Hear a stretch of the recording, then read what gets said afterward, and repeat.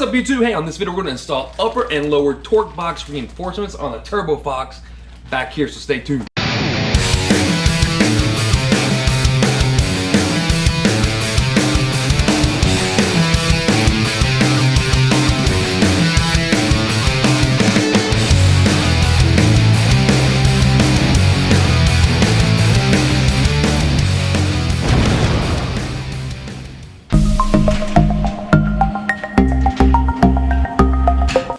Back to another video on how to do it. Listen, I'm glad to have you guys here. I'm glad to be here, and I again have to apologize. I'm really apologize for being gone so long. I'm not making near as many videos as I'd like to. No excuses, you're not here for that. We're going to be installing torque box reinforcement plates on the Turbo Fox here tonight, and we're going to get started on it tonight. And basically, if you guys remember on the last videos, or actually the last prior videos, just hammering on this car, ever since I put the turbo on it, ever since I took it to the dyno and we took it to the track, it has gotten loose. I mean, loose. I think the dyno really put it shot the rear upper and lower control arm bushings, so they're gone. We'll take it apart, we'll see what's going on with it, and I do have upper and lower control arm kit coming in, but I'm not going to tell you guys exactly what I went with yet. Just know that the kit that I went with is probably going to benefit heavily, and actually I should have done this a long time ago, but with the reinforcement plates. So without a whole lot of further ado, we're going to go ahead and just kind of get the car prepped for it. I'm probably going to get on it tonight. These are bolting kits, and we'll go over this in a second. It's a bolting kit from LMR, and I'm going to be putting it on the car and welding it in, just because I prefer to weld it other than, you know, use bolts. Worry about getting loose and stuff. These are unibody cars. Didn't know that, now you do. Unibody means, or unit body means, that they don't have a solid frame on them. They are stamped steel. Now they're pretty strong, but they're never meant to be running, you know, upwards of 500 horses with a, you know, with a turbo kit and all that stuff. So what happens is, basically, you do have a subframes, and you've got the front and rear subframe. Your K-member hooks up to the front subframe, and control arms hook up to the back subframe. It's kind of stamped steel frame shaped stuff that's stamped into the body of the car. Obviously, you tie in subframe connectors from the front and back. That ties in your two main parts of your frame together, makes it a little bit stiffer. We have those. I've got the Maximum Motorsport subframe connectors on the car now. Now, I've heard just putting these on alone, without changing any suspension components, are going to help increase a lot of just stability and traction, help keep the axle from moving. So like I said, they tear if you don't, and especially on rusty old bodies, they will start tearing a lot of torque and a lot of traction tearing away from the body, and you'll start having some issues big time if you don't use these. So these are kind of necessary on any kind of high-end horsepower, any kind of heavy kind of driving you're doing on your Fox. These are going to be pretty necessary. I really should have done this a long time ago. But that being said, since I am getting a new kit in, it is going to be probably putting even more pressure on the torque boxes, and I want to make sure that before we do the install video on the upper and lower control arm kit, that we get these things installed and get it reinforced. Okay, I've got the car backed in the driveway. I went ahead and backed it in, just kind of give myself a little bit more room. I can work on it in the back without having to be, you know, hanging out the garage door. Close the garage door and have some room to work on it tonight. Yeah, and the weather outside is phenomenal, guys. It's been so hot here in Texas. I've had a hard time finding time to work on the car, and I've been coaching baseball for my son. So that is extremely time consuming, believe it or not, but we're gonna go ahead and get the car jacked up. So this is the plan. This is what I'm gonna do. I wanna actually get the axle out completely. We're gonna move the axle. We're gonna take the wheels off, take the axle, and get it out completely. We're gonna remove the shocks. I'm actually gonna remove the calipers and leave them dangling so we don't have to bleed the brakes, and that'll just kind of give me the room that I need. We'll get this car up on all fours on jack stands and just get all the room that I can to work under this and get the suspension components put on and get them ready. It is so nice outside. I'm ready to drive this thing, and it is perfect Fox weather. So without further ado, man, let's get to this. And yeah, shut up, Mike. Okay, when you order a torque box reinforcement kit, I got these from LMR. There is two sets. There's an upper and lower. These are actually bolted, so it comes with a set of bolts, comes with the plates. This is the upper kit. This actually goes in the interior. We'll have to pull the back seat out to get these plates on. And these will go up inside the buckets on where your upper control arm mount to. So these actually will sandwich between each other against the body of the car, kind of just stiffening up the upper control arm torque boxes. And then here's the bottom plate. So these actually will go into the side and kind of reinforce the sides where the torque boxes are. And you'll have to see it, you know, as we go. And these plates will go into the bottom of the torque box. And again, this is all welded in. I don't know how you could bolt this in. I'm assuming that this is a bolt-in plates, but let me see what we got here. It did not come with instructions. They do have it online. There's nothing to this, it's just chunks of cut steel. So, yeah, so these are bolt on as well. Actually, if I'm not mistaken, these go inside on the floor and probably sandwiched down onto these boxes here, like this, reinforcing it. So this will probably go in the interior as well. So we got 2 of those, and we got 2 of these. Now you can bolt these on. Bolting these on is fine. Like I said, I'm going to try to weld them if I can get to it. And if it makes sense, that's what we'll do. And it comes with the bolt kit. So again, this is the lower kit here. Not much to it. This kit is actually fairly cheap. It's pretty affordable. And we've got our upper control arm kit here. Same deal. You'll have these plates.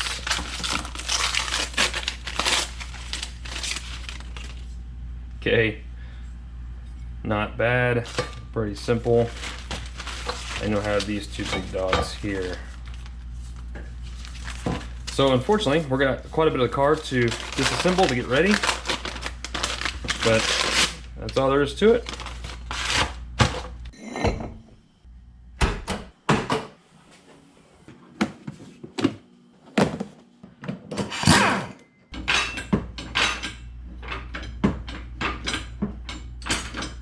Okay, so I do make sure I reiterate this, that I have the front wheels chalked. I have both jack stands under the rear subframe connectors that are welded onto the torque boxes right now. So the back end of the car is supported on jack stands. So of course when I lower the jack down, it's going to lower down your axle. Since I've unbolted both shocks, it's going to want to come all the way down. But don't forget there's a brake line junction that goes from both sides of your brakes here. So right in the center of your axle, you've got a T that tees off to your left and right rear brakes. It goes up into a connection that's actually bolted to the floor onto the top of the floor. So as you lower the axle down, mine is a braided line, but rubber lines, it doesn't matter. You don't want to stretch that out. So as you lower this, you want to be careful you don't overextend that that brake line and snap it. Okay. So I got this guy off. There is a bracket back here. I had to use a bolt on it last time I put this axle on, so I ended up having to use a nut and bolt. So that is why that was such a pain to get off. So now we'll just kind of clip this from the axle, and we'll snip this side, and that will at least free the brake line from the axle. Let me drop it down. We'll get the wheels off, get the calipers off, and hopefully we go through all that stupid trouble just so I don't have to bleed the brakes again.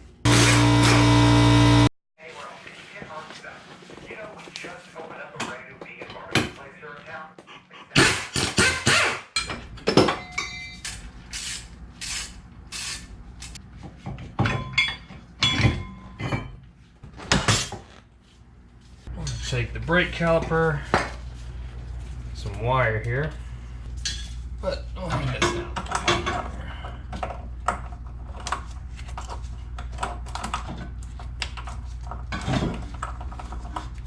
All right, that gets the brake caliper out of the way on this side. We'll do the other side, and as soon as I unbolt the control arms, this thing is coming out. This is the first one. And it is completely shot. We'll look at these better when I get these out on the bench, but that is amazing. That is completely wallowed out. Okay.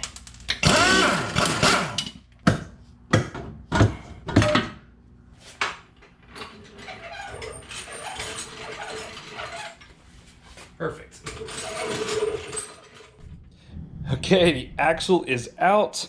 The control arms are off. They are up here on the bench, and it is obviously really clear here what my problem was. So check this out. This is the driver's side lower control arm. This is the mount towards the car. This is the axle mount, and it is gone, man. Upper control arms actually look okay.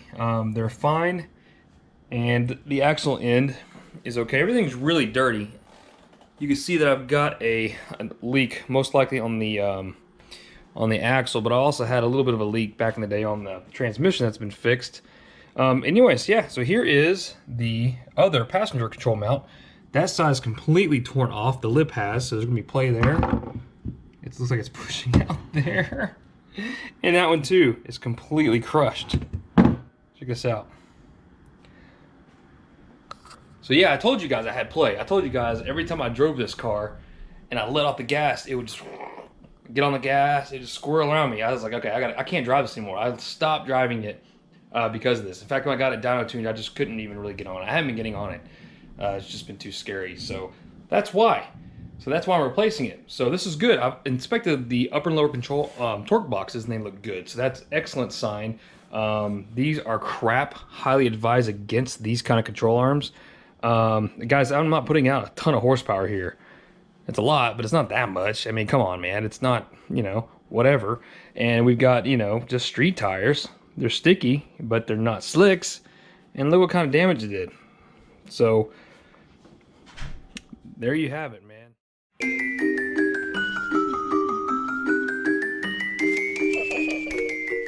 All right, hey, welcome back to another day. It is absolutely beautiful outside today. I am cleaning today, so this is not something I was going to really film, but I want to just kind of show you guys. I'm degreasing. I've got a bottle of degreaser here, and I'm spraying everything underneath it, letting it drip. I'll probably come with a hose and actually hose off the whole garage floor. It's going to be a mess. I've got the axle pulled out here. I got creative on moving this thing myself. But we got it degreased, got the sway bar degreased. Yep, just kind of cleaning it up. This looks a little better. I'm not going with something absolutely perfect. I repainted that when we rebuilt that axle. It looks okay. Not that worried about it. I just want to get a lot of the grease off. I don't like greasy cars.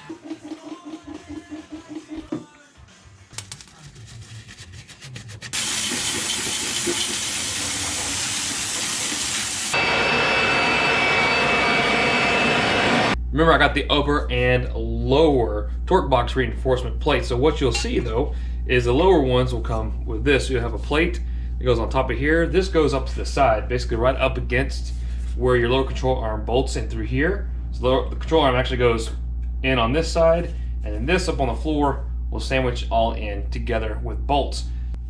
But the next thing that's absolutely necessary is to get the back seat out, because everything that I'm going to be doing is going to be requiring getting to the floor on the back seat. So we're going to go ahead and get that out and hopefully get some of the carpet removed, get everything we can to make sure I've got access to everything I need for where this place is going to go. So yeah, let's pull the back seat out. The back seat, simply, the lower back seat comes out just by pushing back towards the back of the car and lifting up. Mine is much tighter than yours because I've got battery cables back here and it's all sandwiched really tight. You may want to use a crowbar here, help give you some leverage. Okay. The crowbar helps kind of push it back, just kind of gently. You can feel the latch. There's a latch here and here. It's kind of right in the center of the butt, the back seat. Like that. Okay, so to remove the back part of your back seats, what you want to do is there is a bracket on each side of the seat backs, one here and one over here on this side. It's really easy. You do have two screws here if you want to, or I guess if you want to take these two out to give yourself a little bit more access. Your screws may be over here, so you may not be able to pull them back like I can. Nonetheless, get yourself a 7/16 socket.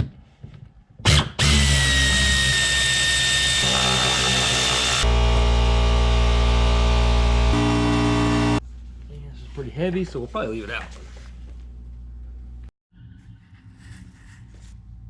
Okay, so I've got the passenger side pretty well cleaned up. I got just a whole chunk taken out of here because I'm going to be welding here, and the upper torque box plate will go up here like this. You can sort of see the spot welds on where your control arms, upper control arms mount to. And what's interesting is, I don't know if that's factory, but you can definitely see it is not uniformly straight here. You have a pinch weld there, there, one right here, and one probably up here, and one back there.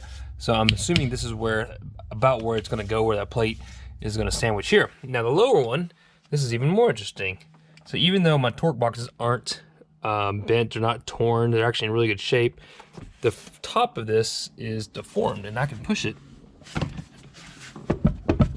down like this. So this is where the plates come in place and the bolts. So what we're going to end up having to do is use the plates, bolt them in place. This will sandwich everything back together and keep it nice and tight so that we can weld around the perimeter.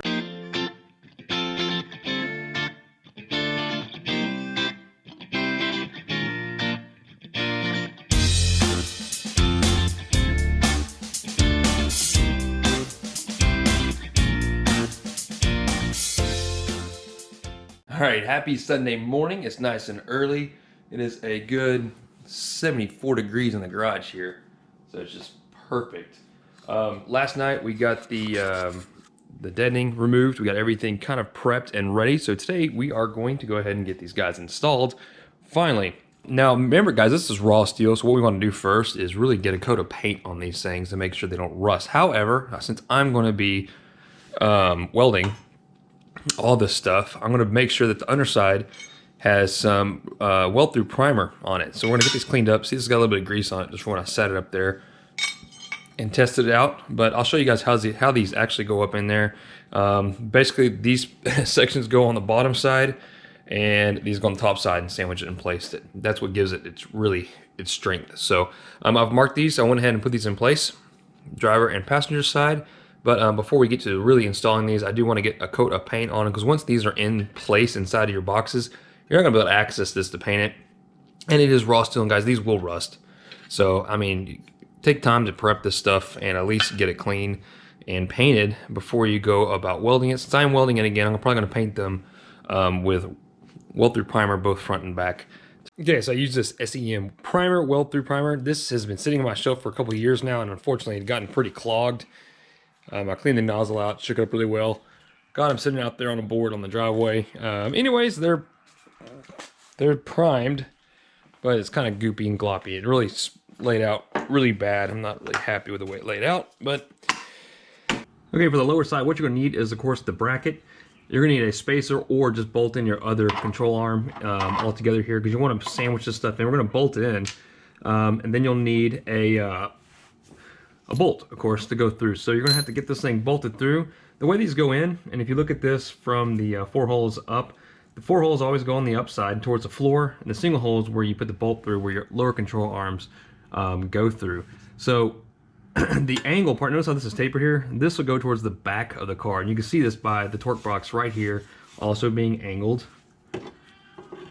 So what we'll do is just slide it right in, and it goes in pretty easily, just like that.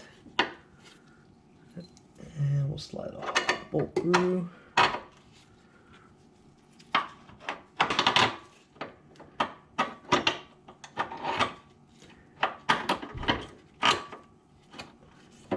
All right, the best way to get to these bolts, which I'm sure you already know from removal, is to use a breaker bar. Get it up in there like this. Yeah, all right. Now you don't want these as tight as you would with your control arms. So there we go. We don't want it moving. Let's go check out the floor side. All right, so you can see the floor side here. You can see where mine has been buckled. This is where the plate will correct that. Once we drill the holes through the floor, this will sandwich together and get rid of these bends to make it all nice and flat, and then we can weld it in. I'm gonna go ahead and bolt it in, and then probably grind the metal off. Actually, we'll probably grind the metal off first before we bolt it in, because I know I'm gonna be welding this plate up here. All right, so you can see the plate in there. Now what we're gonna do is get our 3/8 drill bit, nice sharp 3/8 drill bit, and try to drill through these holes here. Guys, I just learned something new. The bullets that the LMR kit comes with do not fit. They are awfully close. Okay, I opened up all the holes to a 2564 drill bit.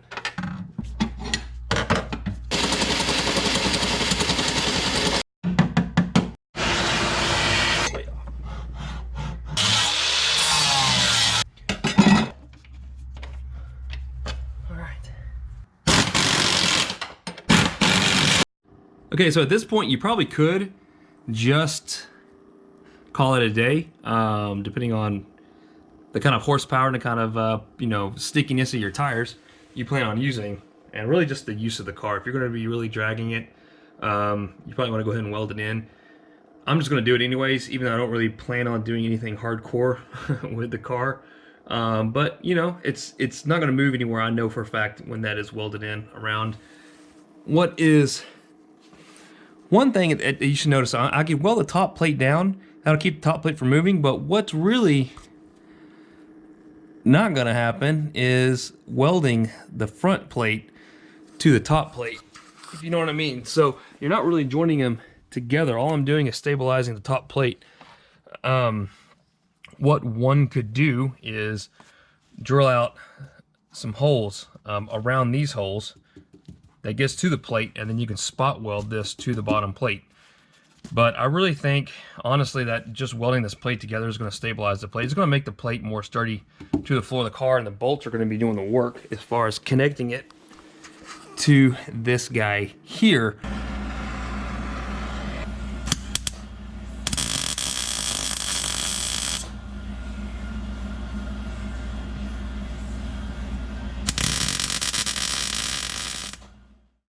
Okay, they're in. I'm not very proud of the welds, but I do think that the weld-through primer kind of gave me some fits, and also the thin sheet metal. But those are welded on all four corners. You can't see that it goes all the way down to here. It's still pretty hot.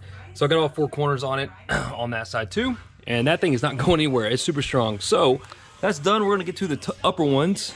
The upper ones go in the exact same way. So here's the driver's side.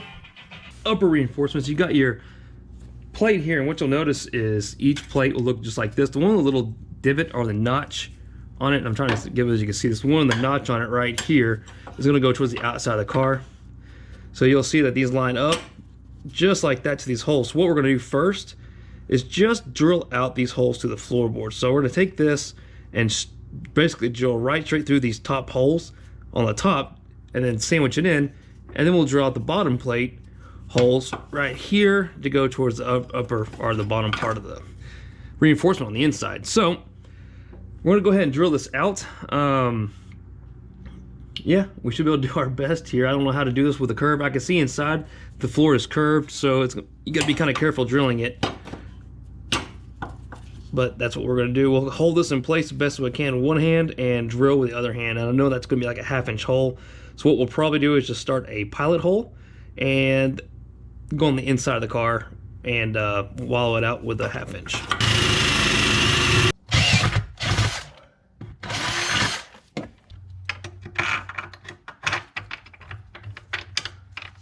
So ideally what I want to do is just get the bolt snug so we can drill out the other pilot hole. So where an extra set of hands is so handy.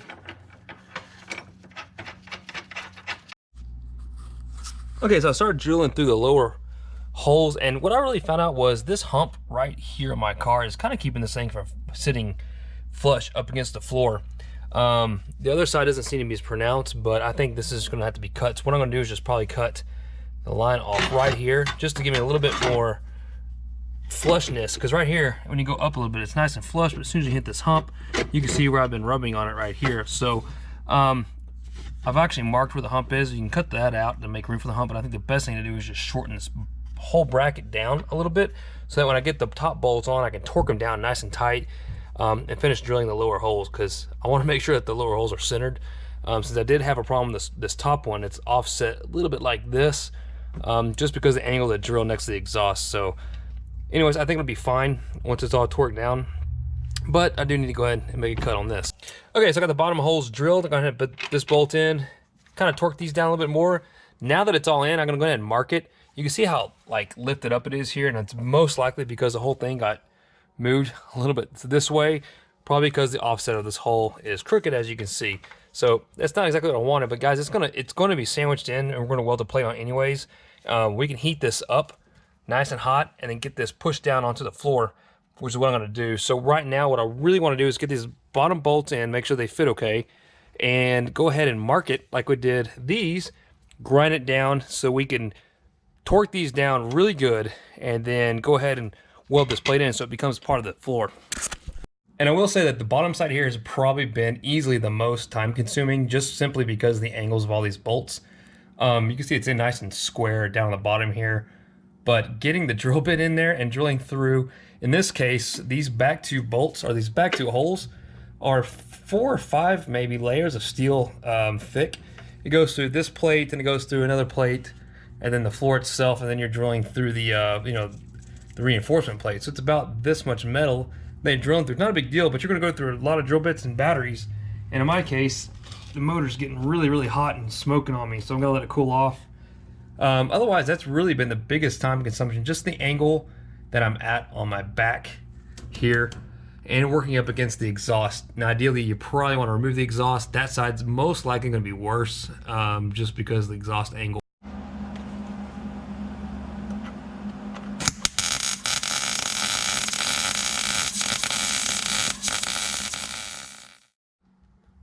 Okay, so it's like basically stitch welded on. I had a little bit better luck stitch welding these guys here, just because I think the metal was raw, and I think the issues I had on these bottom plates is because I painted both sides with that weld through primer, which I think has just gone bad. Anyways, we're gonna do the other side. This is it though, guys. That is pretty much how you put these on. After this, we'll put a coat of paint on them. So you can see they're beefy. Definitely not going anywhere. Lots of reinforcements here going on. Underside looks pretty cool. Your lowers. And then your uppers here. Let me remove this for you.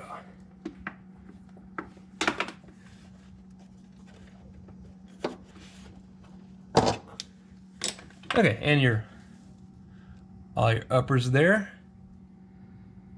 So we didn't move the points, we didn't move the mount points, we just reinforced the crap out of everything. That is obviously a lot more steel. I want to go through and get the other side done. I'll probably do that on my own pace, and then we'll go ahead and paint this thing black. All right, listen, I'm calling it a night. We're done. The reinforcement plates are in. I've put a coat of paint. Hopefully you see it there. Put a coat of paint on it, on the uppers and lowers, the interior. And did the same on the underside here. Oh yeah, nothing to see really. Okay. And on this side, I got the muffler a little crooked, but hey, listen. Quick little tip. On the driver's side, I ended up going ahead and taking off the exhaust, which made things so much easier. So I took the exhaust off and unbolted it, pulled it off. It was worth it just so I can get access to the bolts. And also on the top bolts, here's a little hint. What I did, whenever I drilled these guys to make sure they're a little bit straighter, then over here, I punched it with a long screwdriver to make the holes initially. So that helped big time. That sheet metal is so thin on the interior, you could punch right through with the screwdriver, no problem. Ideally, you could probably put a punch in it and punch all the way through to the 1/2 inch also, and then just grind off the metal. That would also work. Okay, so that wraps up the install of the torque box reinforcements upper and lower plates. I think it will be worth it. It's hard to put something on that's not, fine, shiny and fancy looking, but it's all about purpose. Those things are going to reinforce the upper and lower torque arms and just give me assurance that whenever I put this kit on, that it is going to be nice and sturdy and not to worry about it ripping later on down the road. But all the websites show that this is a 1-2 hour job thing. I guess the lowers you probably easily could do if you just bolted on, didn't weld it. You could easily do it in a couple hours. I think the lowers are pretty easy. The uppers, to be honest, it was kind of a pain in the butt just because of the different angles and the drill bits, all the drill bit sizes, whatever. So getting the angle straight, there's a gap of sheet metal from those upper bolts on the upper mounts, and those things, you got to go through sheet metal. So it's like you got to drill it perfectly straight through. And anyways, it worked out, and I ended up going through the other side in the correct spot, so that it mounted up just fine. But it is more of a pain in the butt. I spent a lot of time degreasing. So all in all, for me, this is about a 2 full day project. I worked on it all day today and a couple half days just doing the prep work, removal of the axle, degreasing, and doing all the cleaning and stuff. So prep work is about a solid day's work. and install the upper lower is about a solid day work, but it's doable. And now we can move on to it. So you guys will have to stay tuned, stick with me, because the next video we're going to be installing the upper lower control arm kit, and I'll show you guys what I went with and the brand that I went with. So it's going to be pretty awesome. I hope. I'm looking at it right now. It's pretty neat. And the car's going to hook like mad.